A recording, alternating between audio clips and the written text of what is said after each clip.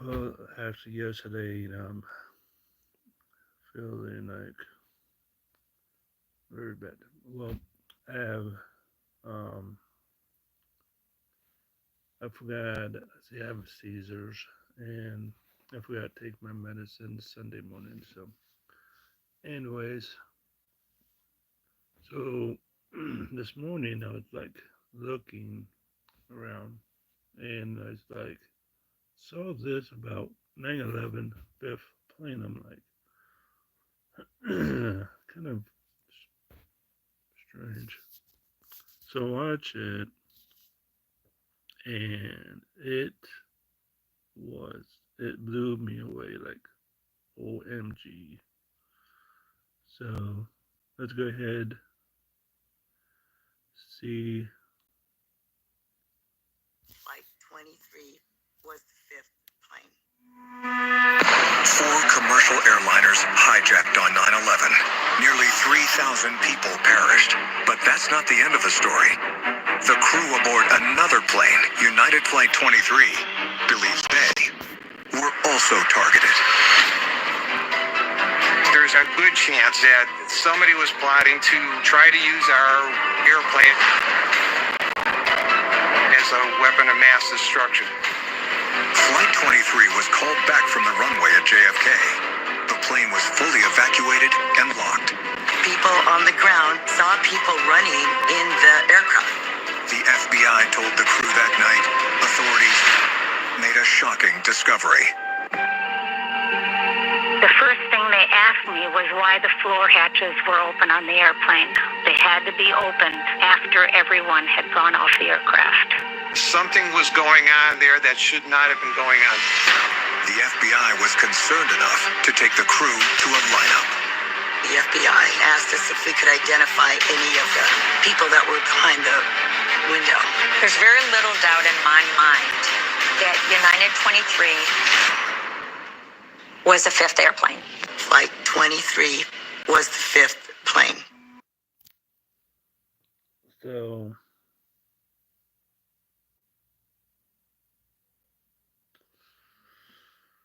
as I was watching this, it scared me like a fifth airplane. Now, they didn't tell you the whole story about it, but the pilot was saying that I guess someone told him they found two boxer knives on the next plane over. So I guess it was like it was going to be another terrorist attack. So this is the fifth plane, but they didn't flew out of the. They didn't, took off. So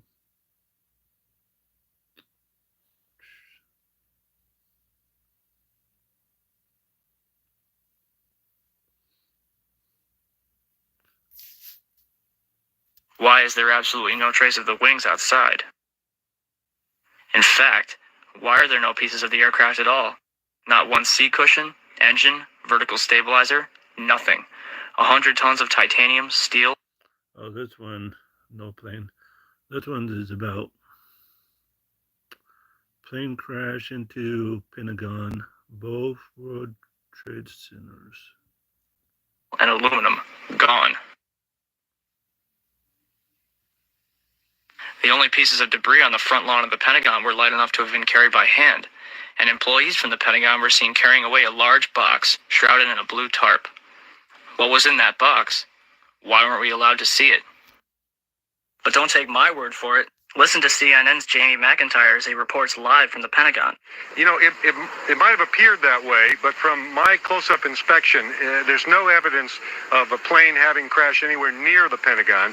The only site is the actual side of the building that's crashed in. And as I said, the only pieces left that you can see are small enough that you could pick up in your hand. There are no large tail sections, wing sections, a fuselage, nothing like that anywhere around, which would indicate that the entire plane crashed into the side of the Pentagon. Why is there absolutely no trace of the... You know, after they say that, it's like you wonder if a plane did crash into it, or could it? I don't know really, because.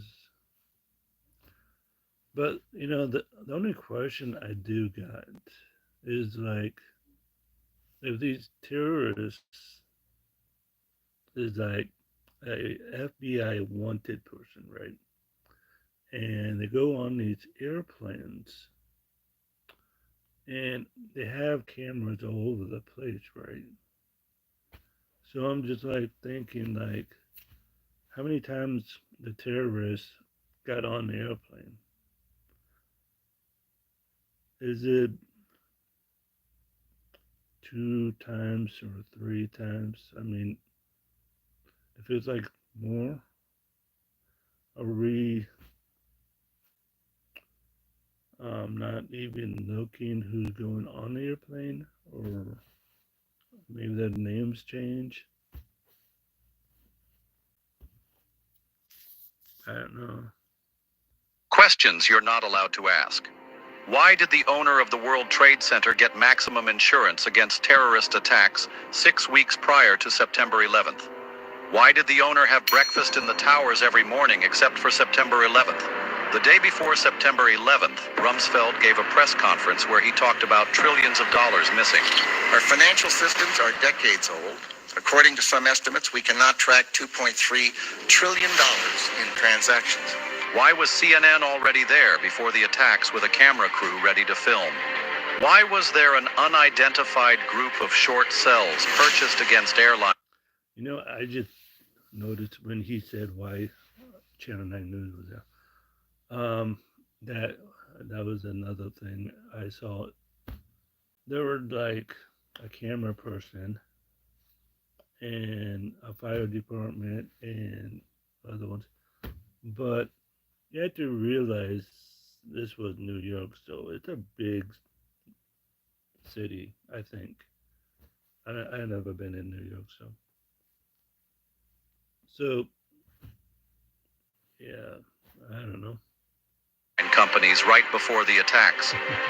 Why was every passenger incinerated in the explosion, but the terrorist passport somehow survived? Why was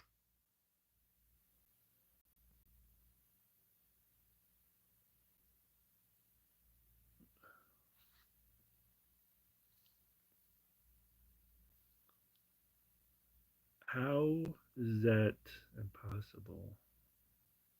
I mean,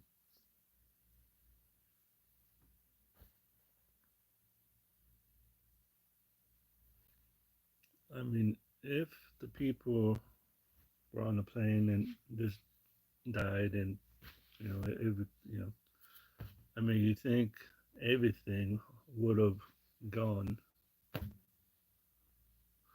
a report published a year before 9/11 by George W. Bush's administration saying they needed to aggressively expand military power worldwide, but they need a catalyzing Pearl Harbor level event in order to gain public support. Questions you're not allowed to ask. Questions not to. How can you not ask them? And there's a lot of questions.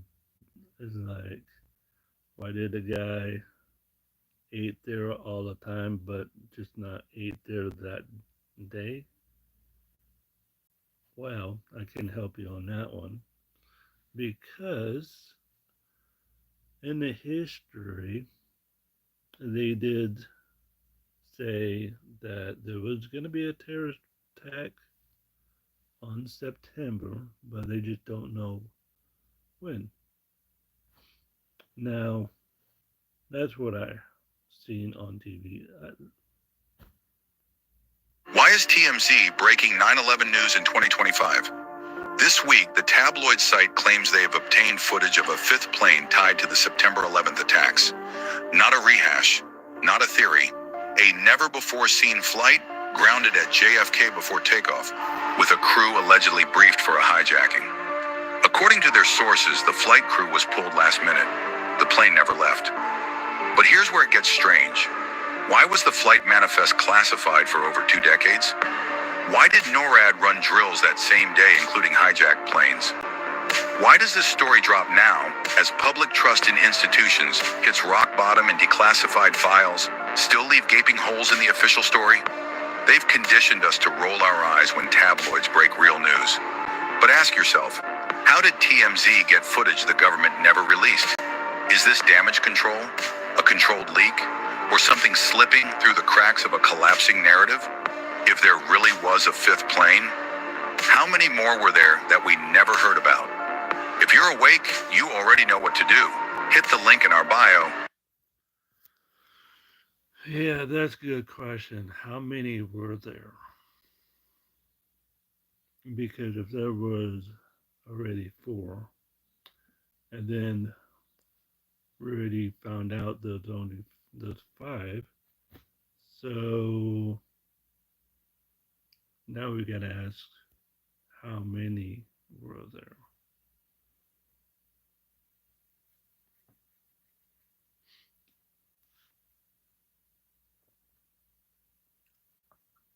Now, another question he was asking about why, like 20 decades ago, I think that there was a person on there saying they didn't say nothing because they don't know why they didn't say nothing. Why this flight 23? They don't know why the flight 23. They don't know why they didn't talk about it.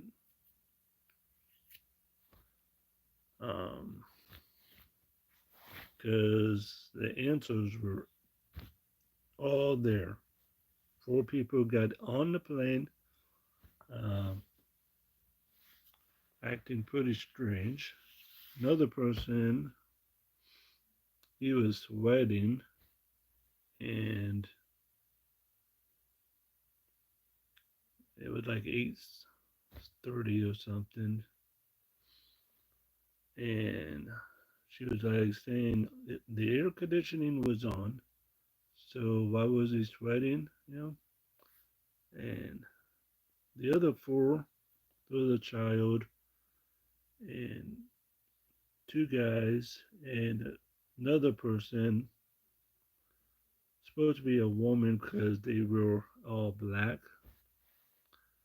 but she said it was a guy too. So yeah, it's pretty strange. Now, the thing is, what happened to those 4 or 5th or 6th? What happened to those people? Are they still in America? Or FBI got them? I don't know. Holy crap, how many of you knew that there was a possible 5th plane? I sure as heck didn't, and after I tell you about this documentary I just watched that was put out like 2 days ago, you can be the judge, because I'm about to recap the whole thing really fast. Because it's kind of seeming like the government isn't admitting that this was a possible 5th plane. So this was United Flight 23 that was scheduled to leave JFK the morning of 9/11. We have Flight Attendant Sandy, Flight Attendant Barbara. This was not a full flight. There were 4 passengers sitting in first class, one of which was wearing a burqa, which they assumed was a woman at first, but they said you could barely see the eyes, and then they noticed that the hands looked like man hands and they were hairy. And they described... Yeah, this is what I was talking about. That person is sitting next to someone that looked like a bodyguard. Then there was a man in a suit with a young boy. Now there was a guy sitting in business class who they noticed because he was just wearing a t-shirt, but was sweating profusely. Like she said she could see his face sweating, arms, the whole 9 yards. Well, the guy up in first class asks if his son can see the cockpit. At this point, they think nothing suspicious. Now, Deborah, the flight purser, who wished to not have her face shown for the documentary, was scrambling to try to find these passengers fruit plates because she knew that none of them ate meat and all they had on the plane was meat, or dishes with meat. Well, one of the flight attendants notices that the man and his young boy are up by the cockpit doors looking in the cockpit. So the flight attendant starts telling the guy in the suit, hey, we are trying to get you guys fruit plates so you can eat on this long flight. And they're like, we don't care about food. We don't want to eat. We want to take off. Like, very persistent. All of this happened before 8:30, before the first plane hit the World Trade Center. And the pilot catches news of the plane hitting the Trade Center, and he thinks, oh, it's just probably someone in a smaller plane, doesn't know what they're doing. Then he gets a message, be aware, cockpit intrusion, from... So, okay, we're going to go back about this guy says, who cares about the food? And it's like, he didn't care about the food. He just wants the airplane go up. And it's pretty strange that he wanted the airplane to go up. Like, you know, that's pretty weird because a lot of people, you know, they want food, they need, I don't know. I was never on a plane, but the thing is just kind of strange because why did he want to go up? You know, like, on the same day of 9/11. United Air Traffic Controller. So they barricade their cockpit door with luggage, get the only 2 weapons they could find, which was a fire extinguisher and an axe. The first flight attendant calls the cockpit and tells the pilot that she thinks 4 guys in first class seem strange. Kennedy Ground Control calls the cockpit and tells the pilot that the airport's closed, the facility is closed, and everyone needs to immediately evacuate. But the pilot says what's crazy is they were behind about 10 to 11 planes, and normally there's only about 2 planes in front of them. They would have already been in the air had that not happened. As the passengers are evacuating, one of them passes the flight attendant and says, did they get the White House? Now the flight attendants go through the whole... Yeah, that was another weird thing. Somebody is walking out and asking, did they get the White House? I'm like, who would say that?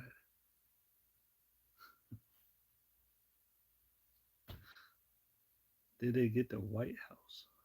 I mean, it adds up now, doesn't it? Plane. They make sure the bathrooms are empty. They make sure the whole plane is empty. The pilot looks through a peephole on the door and all he sees is a United mechanic. The mechanic tells the pilots, you need to get off the plane. I've been ordered to lock the plane. They all made sure the plane was cleared, emptied, and locked. You know, people down on the ground, whether it was baggage or ground crew of some sort, 20 minutes after the plane was locked to see 2 people running through the plane. The crew tells United everything that they've seen and they call the FBI. They all get put up in a hotel and the FBI comes to question United crew the next day. And one of the first questions the FBI asked is why this hatch was open, which leads down to the electronics of the airplane, which the flight attendants were like, that's the main door to leave the plane. That was not open. The plane was sealed up, completely locked after everyone was evacuated, so that got opened after. Now, if this was a 5th plane and they had people working on the ground cooperating with them, this guy shows that easily you can open this right from the bottom of the plane and go straight up into that electrical area. That would be the hatch that was open after everyone was evacuated. What were they doing? Were they getting something off the plane? So they take the crew to Port Authority and do a lineup, and they can't identify any of those people.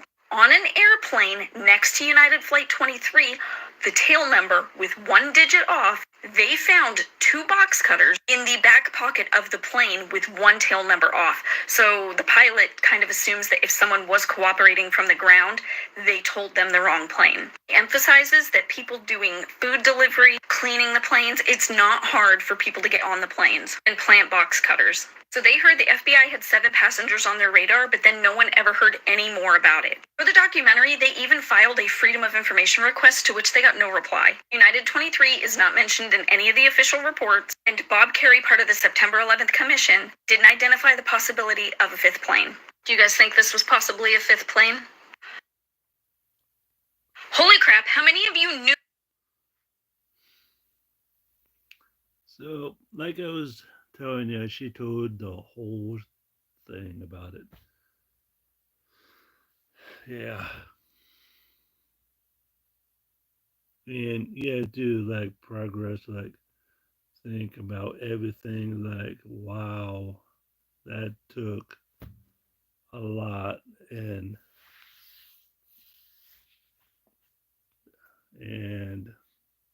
I guarantee that airplane was the fifth airplane.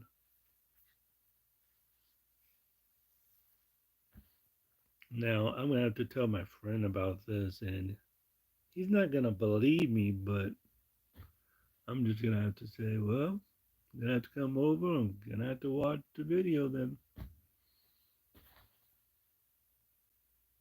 On September 11th, there was another flight that was supposed to take off at the exact same time from JFK to LA.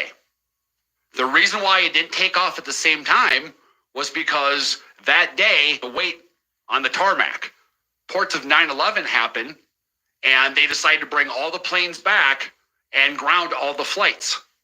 They bring that plane back and they empty out the plane and they look up at the plane and they can just see two figures of two people running through the plane.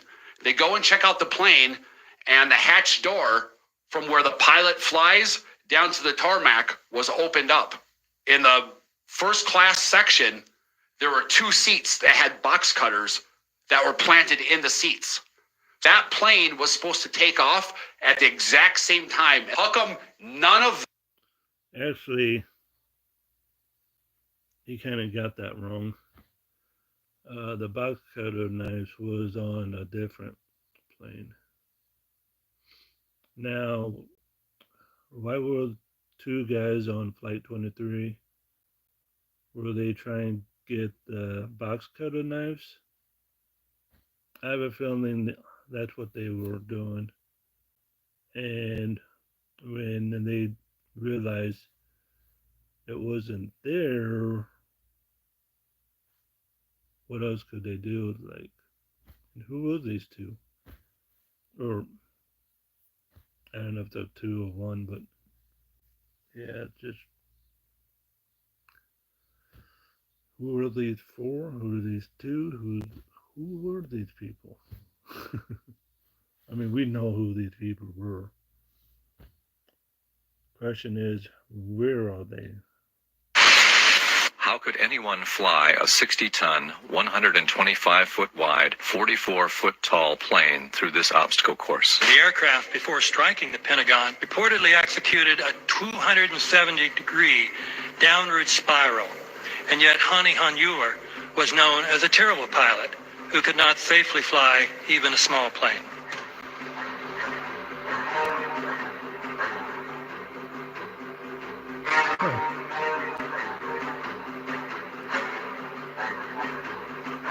No seats, no luggage, no bodies. Nothing but bricks and limestone. The official explanation is that the intense heat from the jet fuel vaporized the entire plane. Flight 77 had two Rolls-Royce engines made of steel and titanium alloy and weigh 6 tons each. It is scientifically impossible that 12 tons of steel and titanium was vaporized by jet fuel. We're also told that the bodies were able to be identified either by their fingerprints or by the DNA. So what kind of fire can vaporize aluminum and tempered steel and yet leave human bodies intact? From my close-up inspection, there's no evidence of a plane having crashed anywhere near the Pentagon. And as I said, the only pieces left that you can see are small enough that you could pick up in your hand. Shortly after the strike, Yeah, that's kind of crazy. Did you know that 10 days after the September 11th attacks, a video taken from a plane on September 11th, 2001, shows the initial reactions of passengers when hearing the news of the attacks. They were driven into the World Trade Center towers. They destroyed both towers. Both towers have completely collapsed. Of course, we have. Let's see. In addition to that, another aircraft was hijacked. I believe this is the U.S. Air hijacked airplane, and that was blown up and destroyed out over the ocean. Let's see. Fourth item here. You know, you think about it, and I feel so bad. My sorrows for the families of 9/11 loss. But there were other people in the airport, and they might be on the airplane too, and they got off. But just think of them being on the airplane, and I'm not trying to be really mean, but saying their life is like they could have been next, and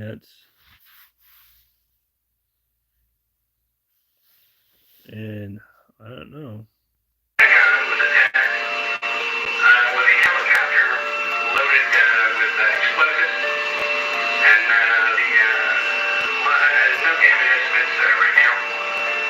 Also, we've had other reports of the White House being attacked, and currently they are reporting that they're reporting now that there's smoke coming out of the White House. Oh.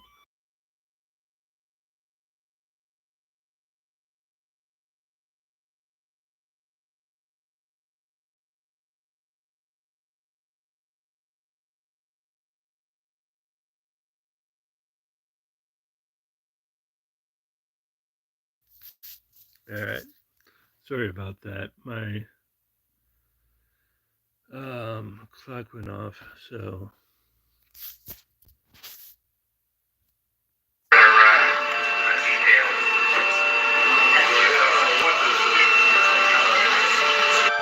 Video taken from a plane.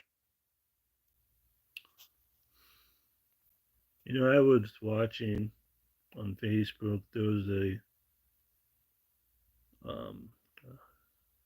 voice was calling her husband, talking about the plane was hijacked, and it was so sad. It was sad. Just yeah.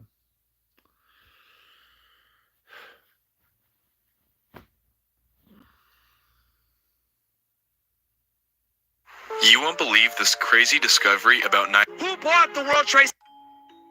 Who bought the World Trade Center? A guy named Larry fucking Silverstein. Outside the Pentagon, CNN's military affairs correspondent Jamie McIntyre. And Jamie, you got very close to where that plane went down.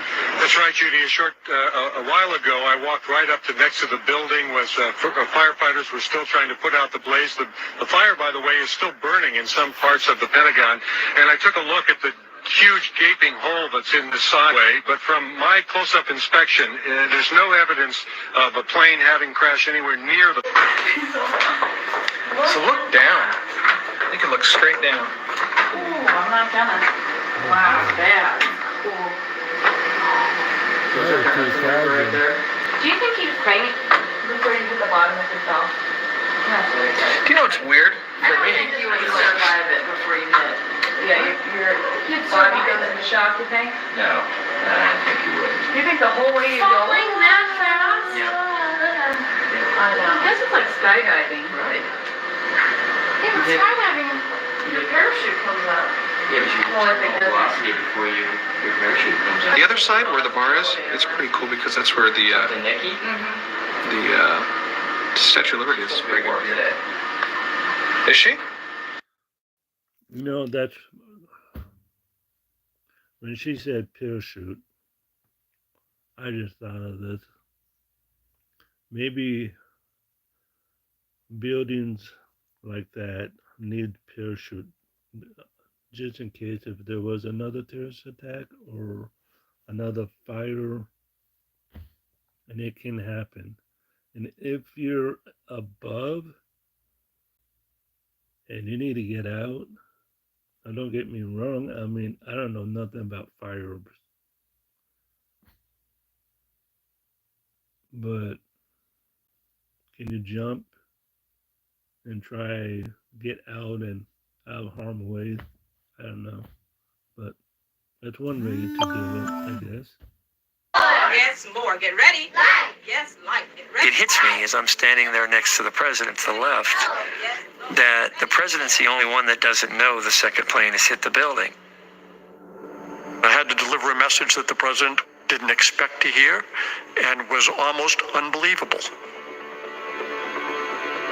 But it also literally was the message he had to hear, whether he wanted to or not. Read these words. Andy Card comes up to behind me and says, "Second plane has hit the second tower. America's under attack."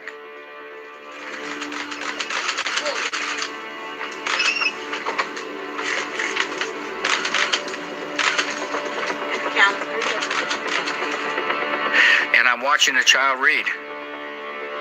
And then I see the press in the back of the room beginning to get the same message I just got. And I could see the horror etched on the face of the news people who had just gotten the same news. During a crisis, it's really important to set a tone and not to panic. And so I waited for the appropriate moment to leave the classroom. I didn't want to do anything dramatic. I didn't want to, lurch out of the chair and scare the classroom full of children. And so I waited. Yeah. And I had to appreciate him not just jumping up saying, "Oh my God, planes crashing in the air buildings." Yeah. So, yeah, I do appreciate him waiting and calm down. Calm, yeah. That's good. But there was another question I was like thinking. Now, I don't know how many, I'm not a president. I don't know anything about presidents' dues or where they go. So, and I'm not saying, yeah, I guess I'm not even making sense right now. But I do appreciate him being calm, and it's terrifying. Now, when I was like looking at his face, well, later on that night, I think it was that night or the next night,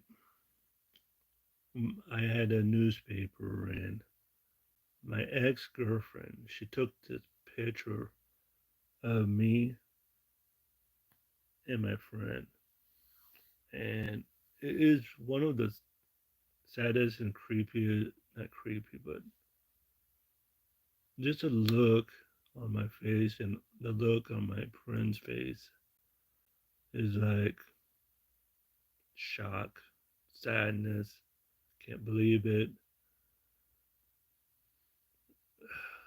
But when you watch something like this on the news, and the news don't lie, news don't say something that's not gonna happen. I mean, but when you see this, like, oh my God.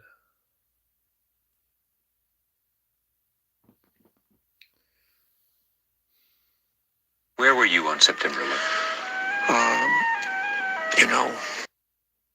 But guys, I'm gonna let you guys go. If you ever want to see those pictures, let me know.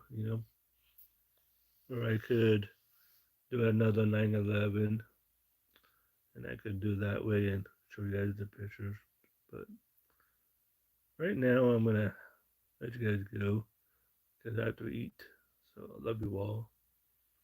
And like I said, my sorrow is for the family of 9/11s. It's one of the tragic days we will never forget. So love you all in peace.